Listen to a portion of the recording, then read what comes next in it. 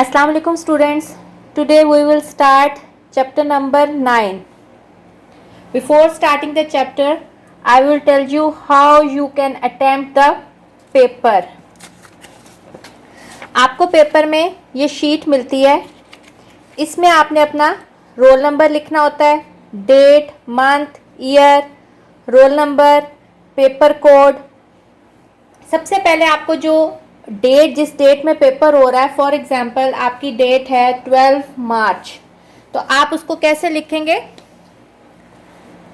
12 मार्च में 03/2020. इस तरह आप डेट लिखेंगे. रोल नंबर, फर्ज करें आपका रोल नंबर है 421316. इसमें आपने ये जो नीचे आपको सर्कल्स दिए हुए हैं, इनको फिल करना है आपके रोल नंबर के लिहाज से. पहला डिजिट क्या है? 4. तो यहां देखें 4 को आपने सर्कल करना है. पेन से सर्कल करें और सही तरह सर्कल करें कि सर्कल इनकम्प्लीट भी ना हो और सर्कल से बाहर भी ना आए आपकी इंक. अगले में 2, तो 2 को सर्कल करेंगे. उससे अगले में 1,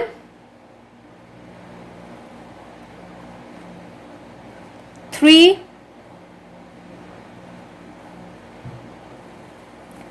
1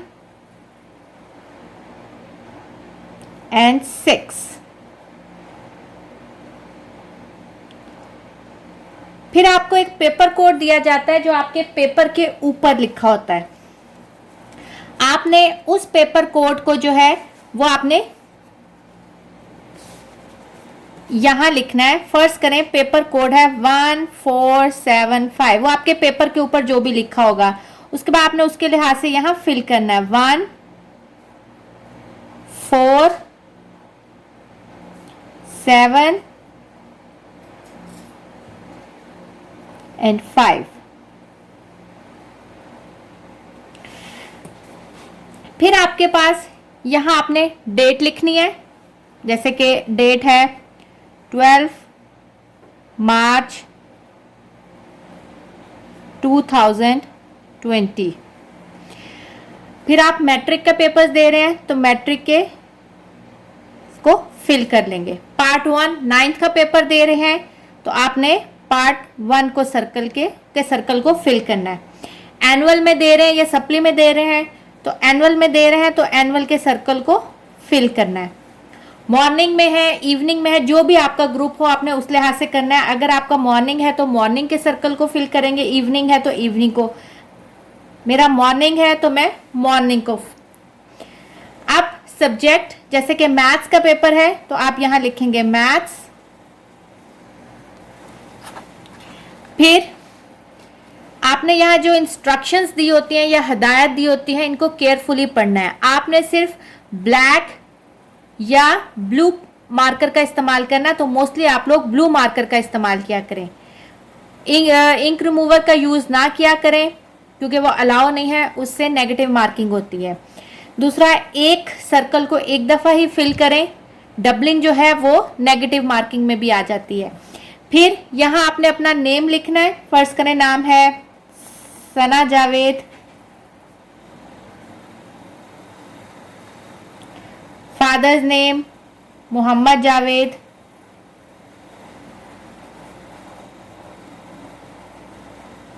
फिर जो आपका रोल नंबर है आपने उसको वर्ड्स में लिखना है. मेरा रोल नंबर था 421316 यानी 4,21,316.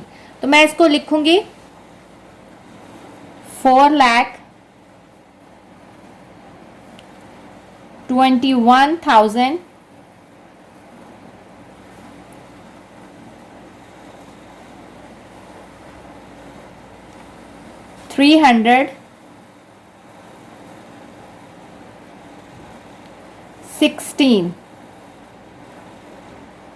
फिर आपने यहाँ अपने सिग्नेचर करने हैं. सिग्नेचर में नाम को क्लियर करके लिखा करें.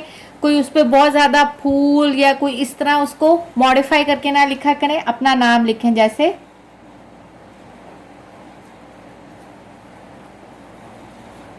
और यहाँ आपके डिप्टी सुपरिटेंडेंट के आएंगे तो इस खाने को आपने नहीं छेड़ना। उसके बाद आपके बैक पे एमसीक्यूज फिल करने के लिए आपको शीट दी जाती है। यहाँ आपने अपना पेपर कोड लिखना है जो कि आपने पिछली उसमें भी लिखा था, जो कि है 1475। तो आपने उसका पेपर कोड दोबारा यहाँ से उसको सर्कल को फिल कर देना है और ध्यान से सर्कल को फिल करना है। अक्सर स्टूडेंट्स कहते हैं हमारी शीट खराब होगी, हमें नई शीट दे दी जाए, तो नई शीट नहीं दी जाती। अब आपको जो एमसीक्यू ठीक लगता है आपने अपने क्वेश्चन पेपर से ध्यान से देख के कि ए बी सी उसको ध्यान से सामने रख के यहाँ फिल करना है। अक्सर स्टूडेंट कहते हैं कि हम गलती से हमने 3 वाले का स्किप करके कि 3 वाले का नहीं आ रहा था तो 4 वाला हमने पहले कर लिया, तो 4 वाले की जगह वो गलती से दोबारा 3 वाला फिल कर देते हैं तो हमें नई शीट दें। तो ऐसा नहीं होता, ध्यान से बार बार देख के कि आप 2 वाले को फिल कर रहे हैं तो 2 के सामने, या 1 वाले को फिल कर रहे हैं तो 1 के सामने आपने उसको फिल करना है। और ऐसे अगर पहले का एमसीक्यू का आंसर अगर सी है तो ऐसे फिल करना है कि सर्कल से बाहर भी ना आए और इनकम्प्लीट भी ना हो। दूसरे का आंसर फर्ज करें बी है, तीसरे का आंसर डी है। इस तरह आपके सारे एमसीक्यूज जो हैं उनको फिल करना है। इसके अलावा यहाँ ये सारा जो है वो एग्जामिनर का है, आपने इसमें से और कुछ फिल नहीं करना। फिर आती है ये जो आपको आंसर शीट दी जाती है। आंसर शीट में आपने यहाँ अपना नाम लिखना है, उर्दू में लिख लें, रोल नंबर अपना हिंसों में, नाम के बाद आगे आपने रोल नंबर लिखना है। रोल नंबर है हिंसों में, यानी आपने डिजिट्स में, डिजिट्स में आपका नंबर रोल नंबर है, मैंने अभी लिखा था 421316, तो मैं लिखूंगी 421316। उसके बाद अल्फाज में यानी वर्ड्स में, आपने पीछे भी वर्ड्स में रोल नंबर लिखा था, वो इंग्लिश में लिखा था, यहाँ आपने उर्दू में लिखना है। तो ये आपका हो जाएगा 4,21,316।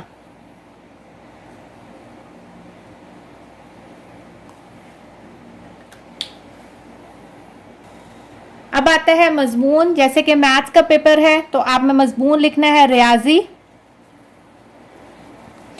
रियाजी जो है वो इलेक्टिव है यानी इख्तियारी है, तो यहाँ आप लिख देंगे इलेक्टिव, या उर्दू में लिखेंगे तो इख्तियारी। तारीख आपकी जो भी, जैसे मैंने लिखा है 12, तो आप लिखेंगे 12 मार्च 2020। इम्तिहान आप फर्स्ट टर्म दे रहे हैं, सेकंड टर्म दे रहे हैं, थर्ड टर्म दे रहे हैं, एनुअल दे रहे हैं, प्री बोर्ड दे रहे हैं, जो भी आप इम्तिहान दे रहे हैं आप यहाँ वो लिखेंगे।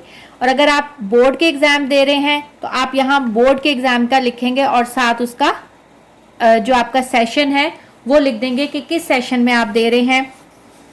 जैसे आपका सेशन है 2004 से 2016, ये अगर पिछला पास्ट पेपर देखें आपका सेशन आएगा 2022 2021, तो आप उसको देंगे बोर्ड इम्तिहान 2022 2021। इसके बाद ये सारी चीज़ें जो हैं ये आपके फिल करने की नहीं है। उसके बाद आपका पेपर किस तरह का आता है। सबसे पहले आपको ऑब्जेक्टिव मिलता है, 15 मार्क्स का आपके ऑब्जेक्टिव होते हैं जो आपने इस बबल शीट पे फिल करने हैं, जो कि मैंने आपको अभी बताया। फिर आपके पास पेपर में आता है यह एक बोर्ड का पेपर है 2017 से 2019 का एक पेपर है, ठीक है। अब आपके पास 3 क्वेश्चंस होते हैं, शॉर्ट क्वेश्चन आंसर्स के 3 पार्ट्स होते हैं, उसको हम कहते हैं पार्ट 1। पार्ट 1 में आप में क्वेश्चन नंबर 2 में टोटल आपके पास 9 क्वेश्चंस होते हैं और आपने 6 करने होते हैं। फिर क्वेश्चन नंबर 3 आता है, इसमें भी आपके पास 9 पार्ट्स होते हैं, आपने 6 करने होते हैं।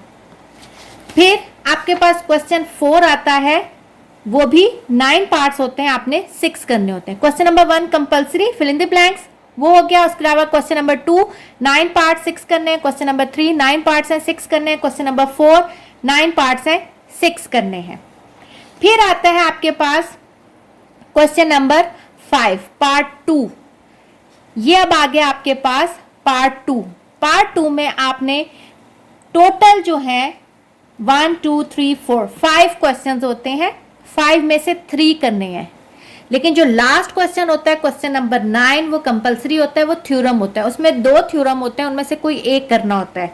और अगर आपको थ्योरम नहीं भी आता तो थ्योरम वाला क्वेश्चन अटेम्प्ट करना मस्ट होता है। अगर आप थ्योरम वाला क्वेश्चन अटेम्प्ट नहीं करते तो आपको सब्जेक्टिव का कोई पेपर, आपका सब्जेक्टिव का कोई क्वेश्चन जो है वो चेक नहीं होगा और आपको 0 मार्क्स मिलेंगे। इसलिए अगर नहीं भी आता है तो आप उसके क्वेश्चन को लिख के चाहे गलत अटेम्प्ट करें, लेकिन अटेम्प्ट जरूर करें ताकि आपको सब्जेक्टिव के जो पिछला पार्ट्स हैं उनके नंबर मिल जाए। अब क्वेश्चन नंबर 5 के भी 2 पार्ट्स होते हैं, 6 के भी 2, 7 के भी 2, 8 के भी 2। अब टोटल 3 करने हैं 9 को मिलाकर, तो इसका मतलब 5 से लेकर 8 तक आपने कोई से 2 करने हैं। 5 6 कर लें, 5 7 कर लें, 6 8 कर लें, कोई भी 2 करने और 9 का एक थ्योरम करना है। फिर आपने इन क्वेश्चंस को करना कैसे है, आप लोगों के पास इतना टाइम नहीं होता कि आप सारे क्वेश्चंस लिखें और उनको सॉल्व करें, वो क्वेश्चन की स्टेटमेंट लिखें और फिर सॉल्व करें। तो आप यहाँ क्या लिखते हैं, सब्जेक्टिव, क्योंकि ऑब्जेक्टिव तो आपने दे दिया, सब्जेक्टिव पार्ट 1, यानी आप पहले शॉर्ट वाला सॉल्व कर रहे हैं पार्ट 1।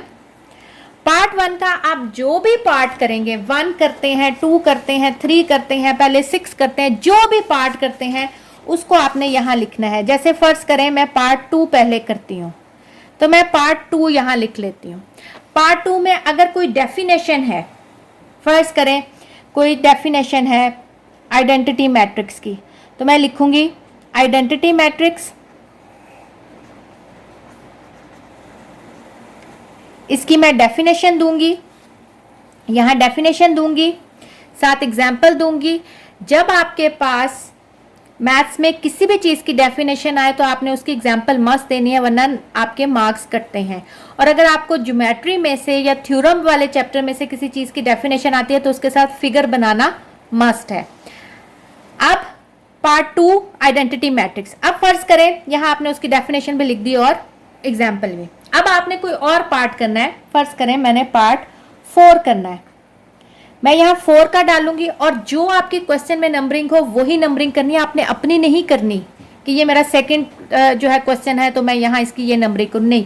आपका जो क्वेश्चन आपके पेपर में जो नंबरिंग है आपने वही नंबरिंग करनी है। अब अगर आप क्वेश्चन लंबा है आप नहीं भी लिखते तो ना लिखें, लेकिन अगर कोई स्टेटमेंट आप ना लिखें, आप सिर्फ ये वैल्यूज लिख सकते हैं कि a पाई r स्क्वायर है, ये पाई है r15, या √32 की पावर 4, या इस तरह a + b 5 और a - b 16। क्योंकि उससे ये होता है कि अगर आप नहीं भी लिखेंगे तो कोई हर्ज नहीं है, लेकिन अगर आप लिख लेते हैं तो आप ऊपर से देख के सॉल्व करते हैं बजाय ये कि पेपर को देख के सॉल्व करें। तो अक्सर बच्चे ये करते हैं कि पेपर को सामने रख के करते ज़रूर हैं लेकिन फिर भी कोई प्लस माइनस की मिस्टेक हो जाती है। तो आप क्वेश्चन की स्टेटमेंट ना लिखें, लेकिन ये क्वेश्चन की वैल्यूज जो हैं वो लिख लें ताकि आपको सॉल्व करने में आसानी हो। जैसे अगर आपके पास क्वेश्चन है तो आप ये लिख के आगे उसको सॉल्व कर सकते हैं बजाय ये कि पूरी स्टेटमेंट लिखें।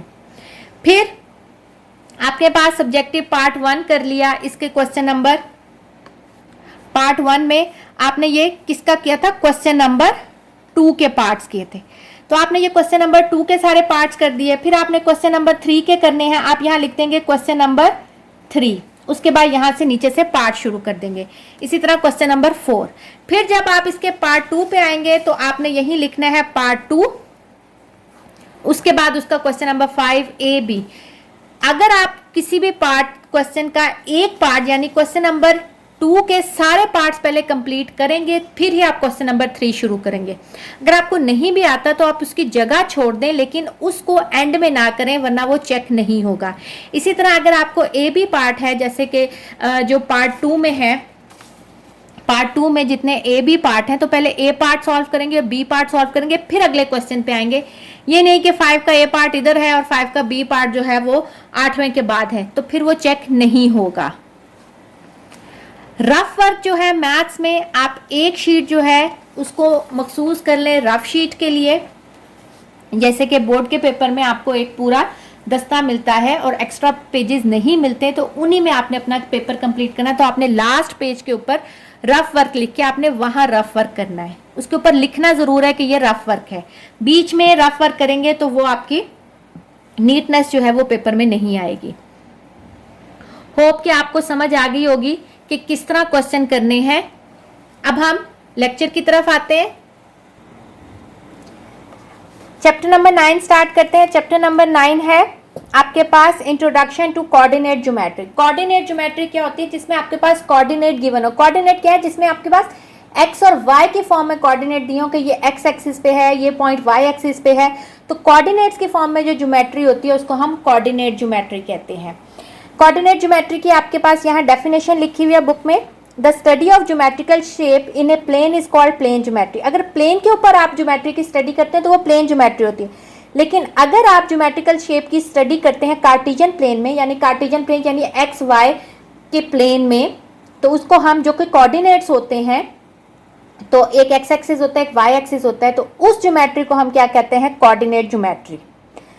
फिर हमने इसमें आपने डिस्टेंस फॉर्मूला, अगर आपके पास ये एक प्लेन है, ये एक्स एक्सिस है, एक ये वाई एक्सिस है, इसमें एक ये पॉइंट है और एक ये पॉइंट है, इन दोनों के दरमियान हमने ये डिस्टेंस मेजर करना है कि इनके दरमियान क्या डिस्टेंस है, दो पॉइंट्स के दरमियान। अगर हम इससे भी परपेंडिकुलर ड्रॉ किया, इससे भी परपेंडिकुलर ड्रॉ किया, ये जो पॉइंट है एक्स एक्सिस पे इसकी वैल्यू x1, वाई एक्सिस पे y1, ठीक है, एक्स एक्सिस पे x1, वाई एक्सिस पे y1, इसी तरह ये x2, y2। तो आपके पास ये देखें, अगर हम इसको मिला दें तो ये आपके पास एक राइट एंगल ट्रायंगल बन जाती है, ठीक है।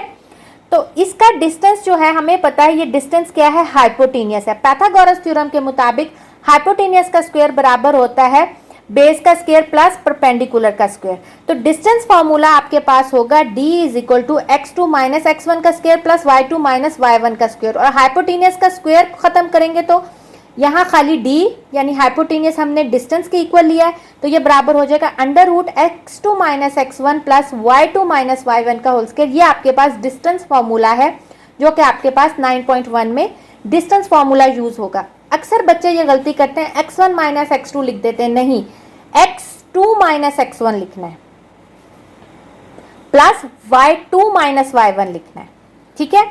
अब इसके हम क्वेश्चन नंबर 1 की तरफ बढ़ते हैं। 9.1 का पहला क्वेश्चन है, find the distance between the following pair of points. आपके पास ये ए से लेकर एफ तक जो है मुख्तलिफ पेयर ऑफ पॉइंट्स दिए हुए हैं और वो कहता है कि इनके दरमियान डिस्टेंस मेजर करें। अब देखिए आपके पहले क्वेश्चन के पॉइंट्स दिए हुए A 9 2 B 7 2। अब हमें कैसे पता कि इसमें x1 कौन सा है, x2 कौन सा है? हमेशा याद रखें कि कार्टेशियन प्लेन में ऑर्डर बहुत मैटर करता है। तो ऑर्डर के लिहाज से सबसे पहली वैल्यू हमेशा x की आती है और सेकंड वैल्यू y की होती है। इसी तरह दूसरे पॉइंट में भी पहली वैल्यू x की होगी, दूसरी वैल्यू y की होगी। अब ये सेकंड पॉइंट है तो इसको हमने दे दिया है x2 का नाम, ये y2, क्योंकि ऑर्डर में पहला x होता है, दूसरा y। अब ये पहली वैल्यू थी, इसको x1 दे दिया और इसको y1 दे दिया। अब आपके पास पॉइंट हो गए। डिस्टेंस फॉर्मूला मैंने अभी बताया, x2 माइनस x1 का square plus y2 minus y1 का स्क्वायर। अब आपने डिस्टेंस किसके दरमियान मालूम करना है? ए बी पॉइंट के दरमियान। तो मैं कहती हूँ कि ए बी पॉइंट के दरमियान जो डिस्टेंस है वो किसके बराबर होगा? x2 minus x1 plus y2 minus y1 के स्क्वायर के। वैल्यूज पुट करें। x2 की वैल्यू क्या है? 7 माइनस 9, y2 क्या है? 2 माइनस 2।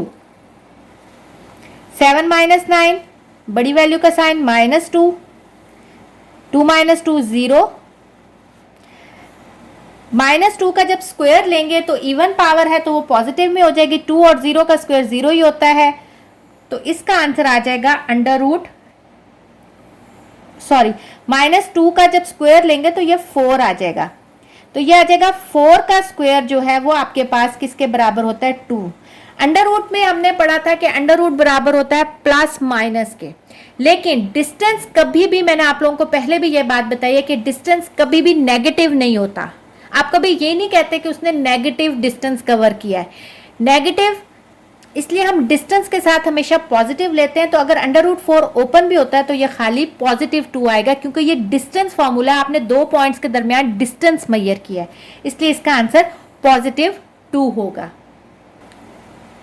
इसका पार्ट बी एंड सी आप खुद करेंगे, मैं डी पार्ट कराती हूँ। इसमें ए की वैल्यू है -4 अंडर रूट 2 और बी की वैल्यू है -4 और -3। अगेन डिस्टेंस फॉर्मूला लगाएंगे, ए भी बराबर है x2 - x1 का स्क्वायर प्लस y2 - y1 का स्क्वायर। ये आपके पास क्या है, x1 ये y1 ये x2 ये y2।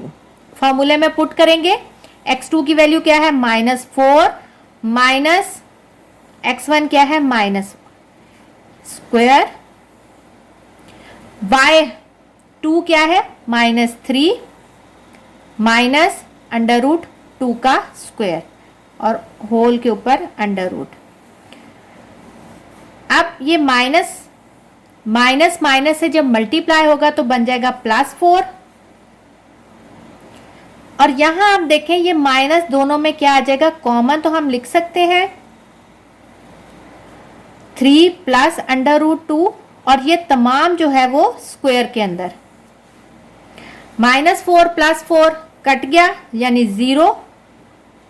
और ये जब माइनस को हमने देखें, हमने रेडिकल में प्रॉपर्टी पढ़ी थी कि अगर दो चीजें मल्टीप्लाई हो रहे हैं तो आप उनका स्क्वायर भी अलग ले सकते हैं। तो जब माइनस का स्क्वायर लेंगे तो वो प्लस हो जाएगा, माइनस से मुराद यहाँ आप -1 भी ले सकते हैं, जिसके साथ कुछ नहीं होता तो वो अंडरस्टूड है कि वो 1 है। तो -1 का जब आप स्क्वायर लेंगे तो वो पॉजिटिव 1 हो जाएगा।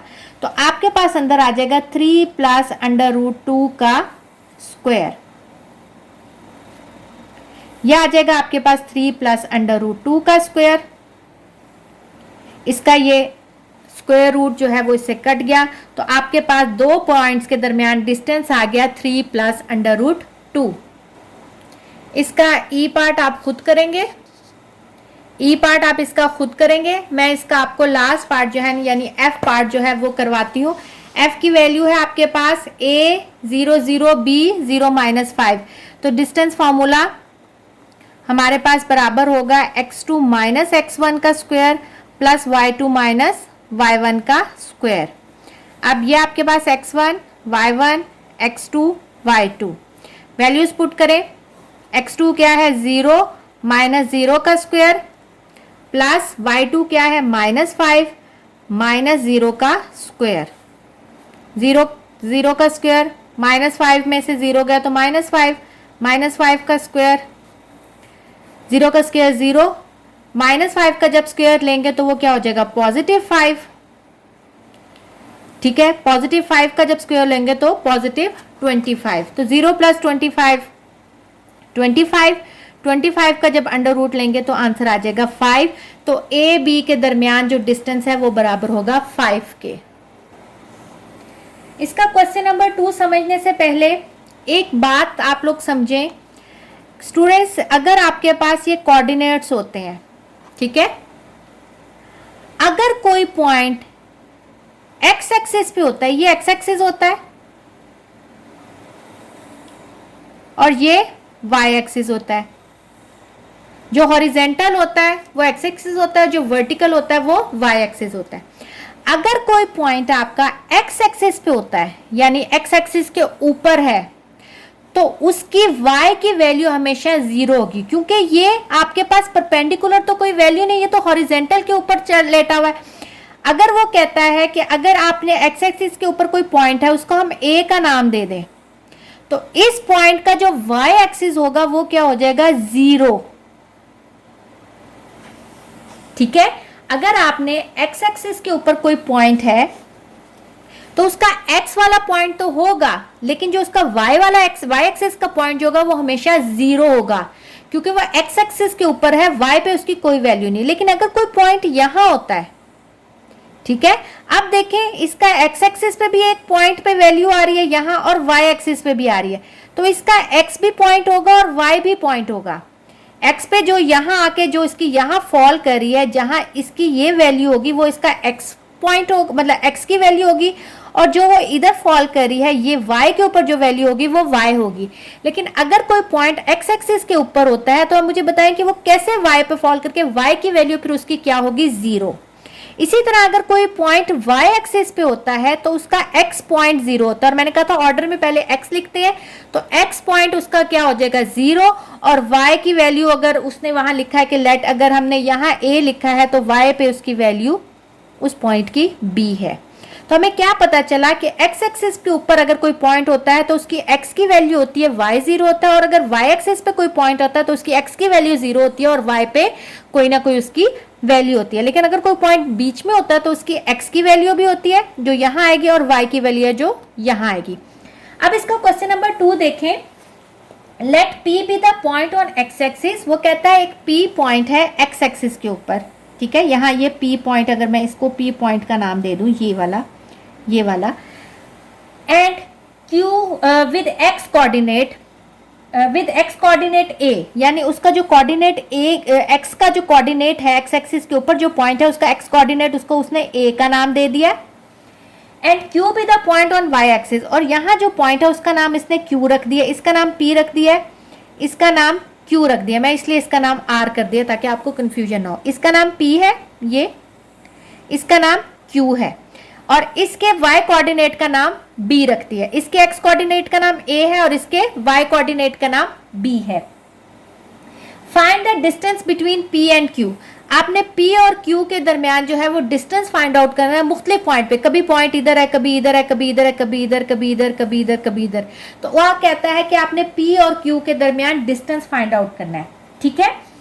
तो पॉइंट p जो है वो x एक्सिस के ऊपर है, तो मैंने अभी बताया as point P is on x axis, तो x एक्सिस पे जब होगा तो उसका y कोऑर्डिनेट वाली वैल्यू 0 होगी, तो पॉइंट का नाम हम क्या रखेंगे, तो पॉइंट की वैल्यू हम क्या लेंगे, a और 0, and q is on y axis,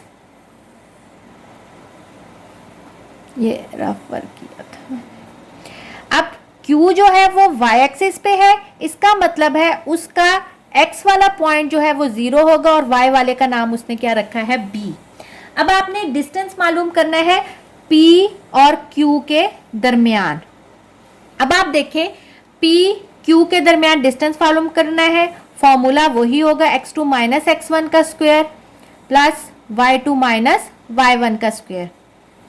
अब आप देखें ये p है, ये q है, ठीक है, तो ये आपके पास x1 y1, ये x2 y2, वैल्यूज पुट करें, x2 क्या है 0 माइनस 0 माइनस a, y2 क्या है b माइनस 0।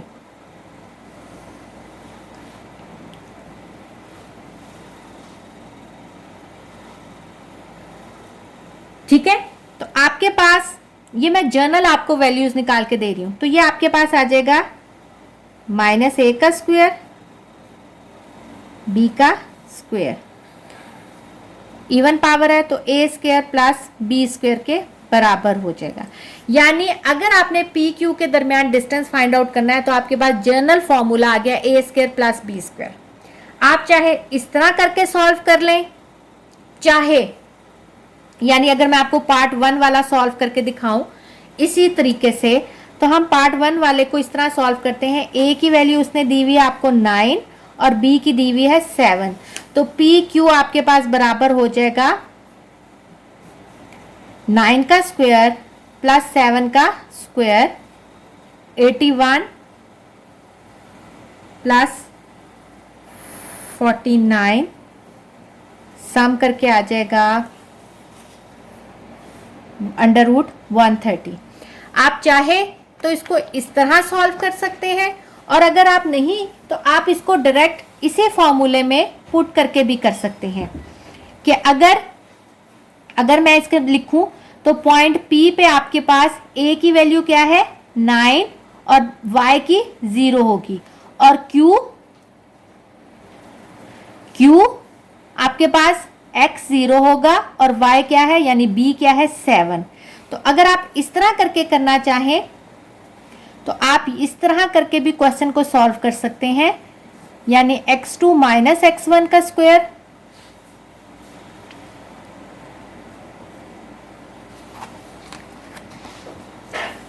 डायरेक्ट आप x2 यहां देखें, ये x1 है, ये x2 है, ये y1 है, ये y2 है। तो x2 की वैल्यू क्या है 0 माइनस 9 का स्क्वायर, y2 क्या है 7 माइनस 0 का स्क्वायर। तो वही माइनस 9 का स्क्वायर आपके पास क्या आ गया 81 और 7 का स्क्वायर क्या आ गया 49। तो इस तरह करके भी कर सकते हैं। इस तरह करके अगर आपको समझ आती है तो आप इस तरह भी करके कर सकते हैं, और इस तरह आपने अगर फॉर्मूला है कि उसमें बना के करना है, लेकिन पहले आपको ये बताना पड़ेगा कि ये इस तरह करके ये 0 है इसलिए ये किया है। तो अगर आप इस तरह करके करना चाहते हैं तो आपको ऊपर से बताना पड़ेगा, नहीं तो आप इस तरह करके उसके बाकी पार्ट्स कर सकते हैं। क्वेश्चन नंबर 2 का पार्ट 2 और पार्ट 3 आप खुद करेंगे, और पार्ट 5 भी मैं आपको पार्ट 4 और 6 करवा देती हूँ। पार्ट 4 में आप देखें a -2 है, b -3 है, ठीक है। तो p किसके बराबर होगा, p बराबर होगा 0 a और 0 के, और q बराबर होगा 0 और b के। अब वैल्यू अगर हम पूछे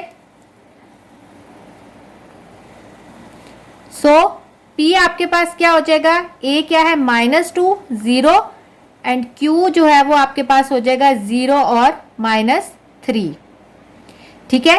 आपने PQ का डिस्टेंस मालूम करना है, तो हम लिखेंगे as we know that PQ किसके बराबर है, distance formula x2 minus x1 का स्क्वायर y2 माइनस y1 का स्क्वायर।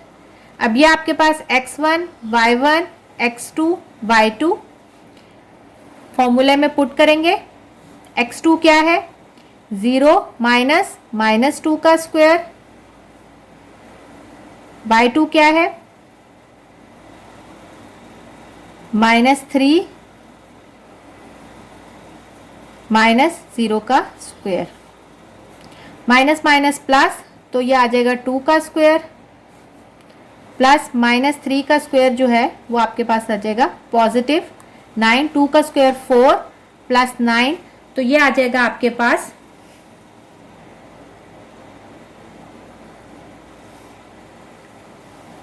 4 + 9 आ जाएगा आपके पास √13। तो ये आपके पास PQ की वैल्यू आ गई।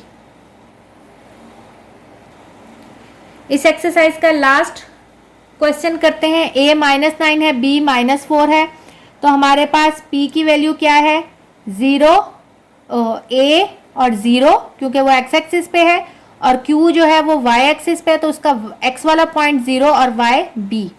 तो हमारे पास क्या आ जाएगा, P की वैल्यू बन जाएगी -9 0 एंड Q बन जाएगा 0 और -4।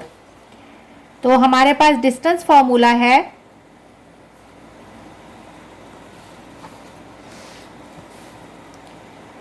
P Q के दरमियान डिस्टेंस ले रहे हैं, x2 माइनस x1 का square plus y2 minus y1 का स्क्वायर। वैल्यूज पुट करें, ये x1 है, ये y1 है, ये x2 है, ये y2 है। x2 है आपके पास 0 माइनस -9, y2 आपके पास क्या है -4 माइनस 0 का स्क्वायर,